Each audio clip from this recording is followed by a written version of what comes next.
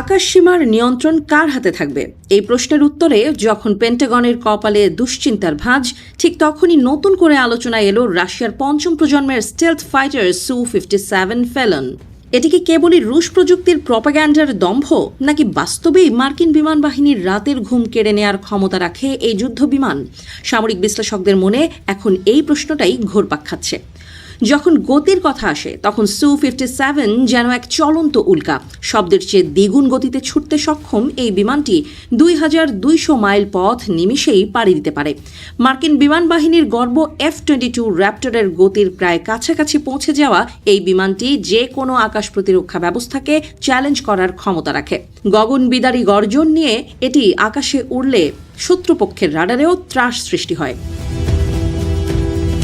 সু-57 এর নকশা এমনভাবে করা হয়েছে যাতে এটি শত্রুর রাডারকে ফাঁকি দিতে পারে। এর ডানা এবং ফিউজলেজের বিশেষ গঠন একে একটি স্টেলথ বিমানে পরিণত করেছে। আকাশপথে লড়াইয়ের সময় শত্রুপক্ষ যখন একে শনাক্ত করার চেষ্টা করবে, ততক্ষণে হয়তো সু-57 তার লক্ষ্য ভেদ করে অনেক দূর চলে যাবে। এই অদৃশ্য হওয়ার ক্ষমতাই একে যুদ্ধক্ষেত্রে অজেয় করে তুলেছে। মার্কিন প্রতিরক্ষা দপ্তর পেন্টাগন দীর্ঘ সময় ধরে F-35 বিমানকে সর্বসেরা বলে দাবি করে আসলেও রাশিয়ার এই ফেলন ফাইটার তাদের ভাবনার জগতে নাড়া দিয়েছে।